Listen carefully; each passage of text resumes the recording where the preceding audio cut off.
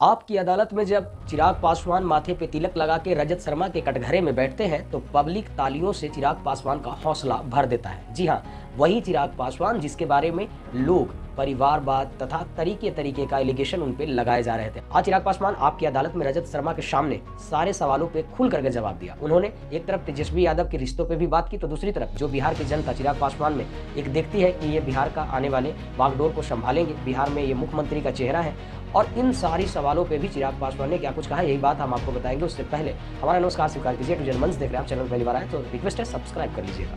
लोजपा के राष्ट्रीय अध्यक्ष और जमुई के सांसद अभी भी हैं चिराग पासवान आपकी अदालत में रजत शर्मा के सामने कटघरे में बैठते हैं। अब जब रजत शर्मा के सामने चिराग पासवान कटघरे में बैठते हैं तो उन पर सवाल दागा जाता है, सवाल दोस्ती पे दागा जाता है, सवाल परिवारवाद पे दागा जाता है, सवाल बिहार के मुख्यमंत्री प्रत्याशी चेहरा घोषणा पर किया जाता है, सवाल बीजेपी पे किया जाता है कि किस तरीके से चिराग पासवान को बीजेपी इतना सपोर्ट करती है, सवाल पशुपति पारसनाथ जो उनके चाचा हैं उन पे किया जाता है कि तो चिराग पासवान सारे सवालों का जवाब कुछ इस प्रकार से देते हैं। पहला सवाल रजत शर्मा ये करते हैं कि आपने चाचा को भाव नहीं दिया, आपने चाचा से गद्दारी की, आपने कहा कि चाचा और हमारा खून में फर्क है। इस पे चिराग पासवान खुल करके रजत शर्मा के सामने बताते हुए नजर आए कि रजत जी, आज आप वकील के भूमिका न निभाते हुए आप मेरे गवाह बन जाइए, और आप मुझे पर्सनली बचपन से जानते हैं, हमारी माता को जानते हैं, पिता को जानते हैं, तो क्या आपको ऐसा लगता है कि हमारे संस्कार में इस तरीके का बात कहना उचित होगा जिस तरीके से? तो रजत शर्मा भी इस बात को एक्सेप्ट करते हैं कि चिराग पासवान जी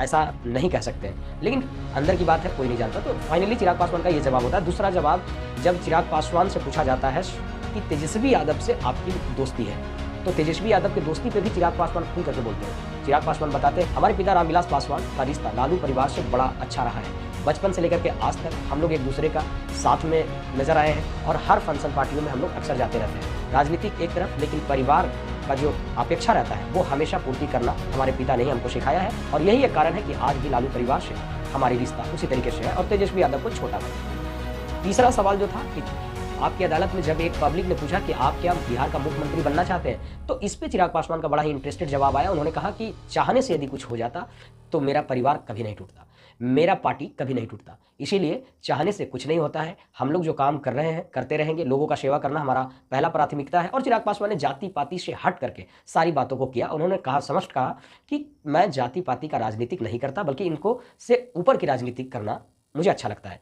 चौथा सवाल जो चिराग पासवान से किया गया वो ये कि आपको बीजेपी इतना सपोर्ट क्यों करती है, आप मोदी जी का हनुमान है, तो एक तरफ नीतीश कुमार को आप बर्बाद कर दिए। इस पे चिराग पासवान ने कहा कि हाँ, मैंने किसी को बर्बाद तो नहीं किया, लेकिन माननीय प्रधानमंत्री नरेंद्र मोदी ने जिस तरीके से हमारे बुरे दिनों में हमको हमेशा संपर्क में रखे, और हमारे पिता उस समय बीमार चल रहे थे स्वर्गीय रामविलास पासवान, तो उनके हालचाल जिस तरीके से लेते थे वो अपनापन, प्रधानमंत्री के साथ हमारा अटैचमेंट हो गया। और ये तो इतिफाक की बात है। बिहार फर्स्ट बिहारी फर्स्ट की विजुअल लेकर के जब जनता के सामने गए परिवार और पार्टी टूटने के बाद, तो जनता ने हमको सराखों पर बैठाया, और उस समय हमारी पार्टी ने निर्णय लिया कि बिहार में हम अकेले लड़ेंगे। उस समय मैं ये बात से इनकार नहीं कर सकता कि दिल में हमारे नरेंद्र मोदी थे, और मैंने नरेंद्र मोदी के खिलाफ चुनावी कैंपेन नहीं चलाया। हाँ, नीतीश कुमार जी को जरूर मैं उनके सामने एक विरोधी दल बनकर के खड़ा रहा, लेकिन इससे हमारा नुकसान हुआ। रजत शर्मा ने भी हंसते हंसते इस बात को कहा कि आपका तो कम हुआ, लेकिन नीतीश कुमार का ज्यादा हुआ। बहरहाल चिराग पासवान छाए हुए इन दिनों, आपकी अदालत हो चाहे सोशल मीडिया की हर एक चैनल पे आप देख लीजिए, चिराग पासवान की दमदार भाषण